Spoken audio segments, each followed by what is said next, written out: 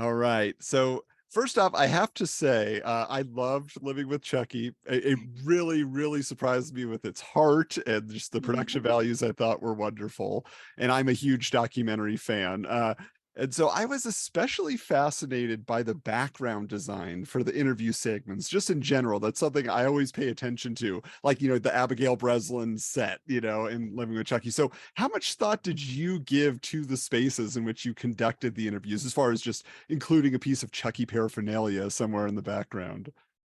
Yeah, it was important for me for the settings to be very I feel like with horror documentaries especially, people tend to like light it very harshly with moody lighting because that reflects the films, but I wanted to focus on a more natural and light setting because it's just candid conversations with this family that I'm getting to know. So that was the thought definitely going into like lighting the spaces. And then I think as time went on, I was more so like, okay, where can I put Chucky, and things like that. Like for Brad and Fiona, it's so lovely because actually a lot of people, the doll that's in their interview is their doll. So like Fiona's, in their background is a Curse of Chucky doll that my dad gave her.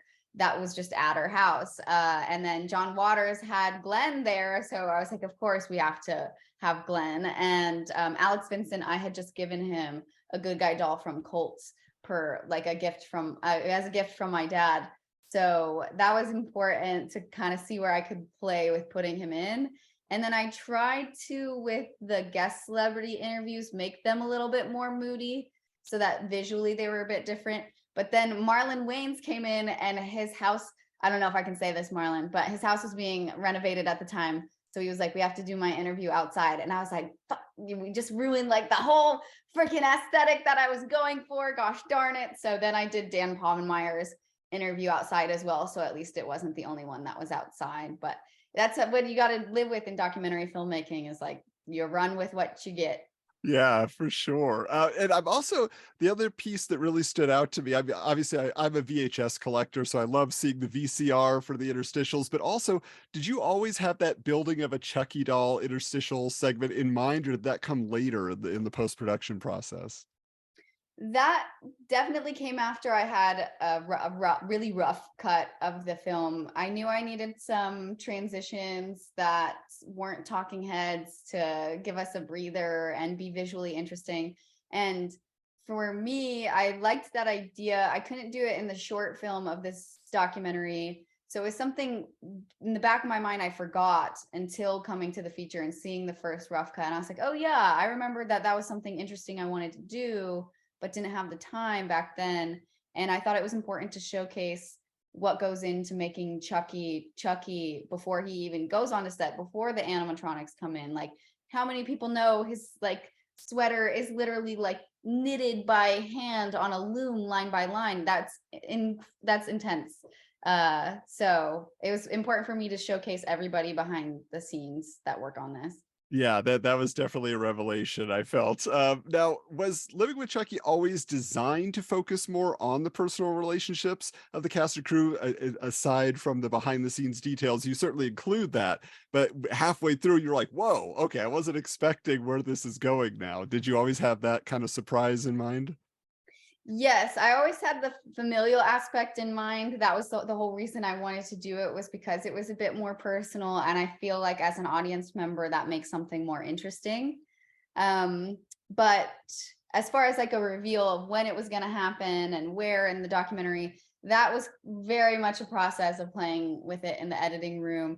Obviously, if you're following the movie, you already know I'm the one making it by the time we get there. So it's not much of a surprise in hindsight now. But it was a little bit tricky because if I brought myself in from the very beginning, my dad didn't work on four of the movies. And when I decided it needed to be a retrospect and go through the movies, it was like an hour till I came back in anyways. And it just felt a little like disconnected. Whereas it was the most impactful to just like I come in when we start talking about family rather than be like, hi, I'm this filmmaker and here's this shit that I wasn't a part of for like a bunch of years. So Yeah, no, yeah, like I say, it was super impactful and very surprising, but in the best way. oh. Now, I I am curious also, what was like the biggest hurdle you just had to overcome in trying to get the documentary started into production? And then was there a surprise along the way that stood out to you as you got things rolling? Yeah, it was it's funny, but the easiest part of it was getting the interviews. That was the easiest part. It was just asking who could connect me to who, and then seeing who my dad knew as far as guest celebrities, or like I'm friends with Abigail, so that was easy. um which I know for other documentary filmmakers is the hard part. But then for me, one of the biggest challenges was the legal battle of having the IP of Chucky in my documentary, because this was an independent film. I was also like 20 when I started this out. So I had no idea what I know now of attorneys and lawyers and things like that. So it was really a trial and error process. Actually, Heather Langenkamp from Nightmare on Elm Street, uh, I went to James Janice's wedding, who Dead Meat, who's in my documentary. I went to his wedding and I was complaining about the legal battles I was fighting, unbeknownst that I was complaining to Heather Langenkamp. I wasn't processing who I was talking to. And she connected me to her lawyer who cleared I Am Nancy, her documentary. So she has a special thank you in the credits, because honestly, she helped me get this documentary like through the final hurdles of all the legal battles I was facing. That's so awesome to hear, because you always hear how small the horror community is, and then hear you continuing to help. That just proves to be true. Speaking of which, though, I'm curious, how much personal interaction have you had with the horror fan community prior to this? And do you feel ready as you're taking it to conventions and festivals to get so invested? You're going to be this, presenting, this is the world of Chucky, you know? Yeah, I love horror conventions. I had been to several. I didn't really go when I was in high school because it was too far for us to drive, and um yeah, things like that. But then I started going more so when I was in college, and going with my dad to like Monster Palooza, and it was really fun. And I would get to experience the horror community as just being a part of it. And then of course people would come up to my dad, and if they knew who he was and his work, which was really cool to see him get appreciation and love for what he does.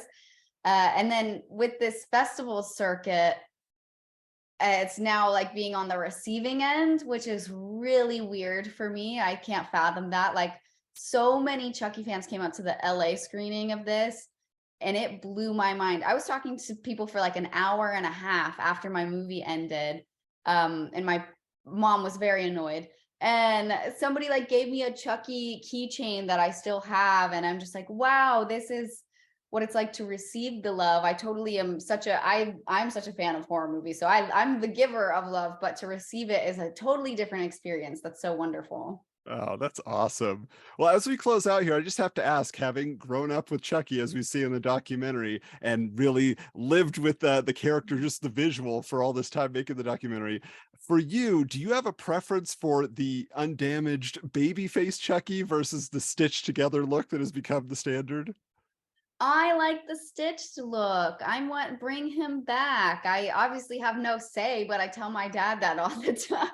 The time, because it makes him more menacing and fits the personality a lot more.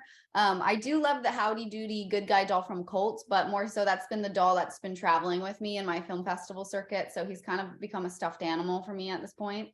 And I love that, but scarred Chucky is where it's at. That's awesome. All right. Well, thanks so much. This was really fun.